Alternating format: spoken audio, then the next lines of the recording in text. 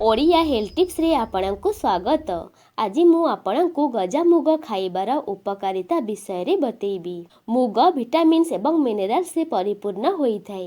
एथिरे protein, carbohydrate, fibre, iron, vitamin B2, B3, B5, B6 व्यतीत आहुरी अनेक खनिज द्रव्य रही थाए। मुगरे शरीर पई आवश्यक अमीनो एसिड मध्य रही थाए, जहां आम शरीर तैयारी करि पारे नाही। मुग को आमे कंचा किंबा गजा करी खाई थाउ। गजा मुगरे कम कैलोरी, बेसी अमीनो एसिड एवं एंटीऑक्सीडेंट रही थाए। तेबे चलंतु जानिबा गजा मुग खाइबार उपकारिता विषय रे। प्रथमटी हेला संक्रमण रु रक्षा करे। गजा मुग रोग प्रतिरोधक शक्ति बढ़ाई थाए। प्रतिदिन सकाळे ब्रेकफास्ट रे गजा मुगर सेवन कले यह शरीर को अनेक प्रकार रोग रु रक्षा करि थाए। तेणु साधारण थंडा काश भड़िया संक्रमण रु मध्य रक्षा मिली थाए। द्वितीयटी हेला रक्तहीनता दूर करे। जेउ लोक माने रक्तहीनता समस्या बा आनेमिया रे पीड़ित अछंती बा जेउ मानकर कौनसी रोग जोगु शरीर रे रक्त कमी जाइछि, सेमानंक पई गजा मुग खाइबा बहुत लाभदायक होई थाए। कारण गजा मुगरे आयरन थाए, जहा शरीर रे रक्तहीनता दूर करि थाए एवं रक्त सृष्टि करि थाए। गर्भवती महिलांक पई गजा मुग खाइबा बहुत लाभदायक होई थाए। तृतीयटी हेला कोष्ठकाठिन्य समस्या दूर करे। जेउ लोक माने कोष्ठकाठिन्य समस्या रे पीड़ित अछंती, सेमानंक पई गजा मुगर सेवन कौनसी औषधरु कम नुहे।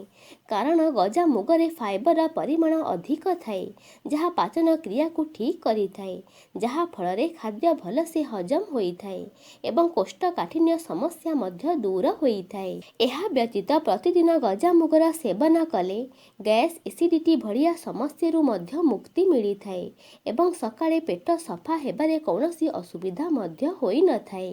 चतुर्थटी हेला त्वचा एवं केश संबंधी समस्या दूर करे।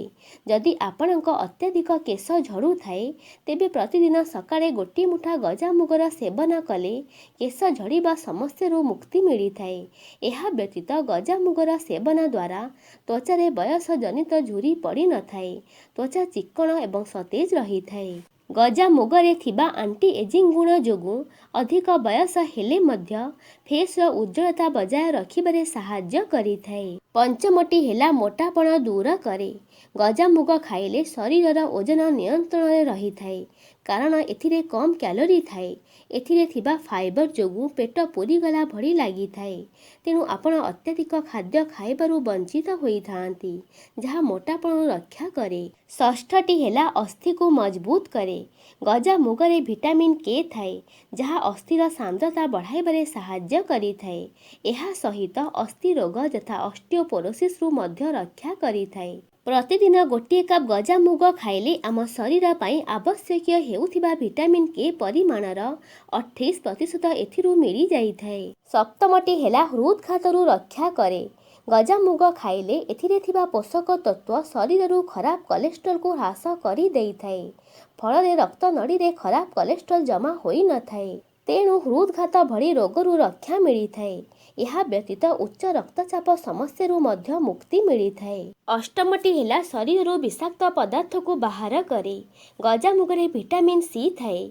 विटामिन सी रो एंटीऑक्सीडेंट गुण जोगु आम शरीर रे सृष्टि हेउथिबा फ्री रेडिकल्स रु रक्षा करे। सिगरेट पीबा और अनिद्रा हेबा जोगु एही फ्री रेडिकल शरीर रे सृष्टि होई थाए। जदि यह को न्यूट्रलाइज करा न जाए, तेबे यह सुस्थ कोष को डैमेज करी इन्फ्लामेशन सृष्टि करी थाए। गजा मुग खाइले एथिरे थिबा पोषक तत्व फ्री रेडिकल्स को नष्ट करी देई थाए। तेणु कैंसर भड़िया मारात्मक रोगरु रक्षा मिली थाए। शेषटी हेला डायबिटीज को नियंत्रण करे। मुग गजा होई गला परे एथिरे थिबा ग्लूकोज रा परिमाण कमी जाई थाए।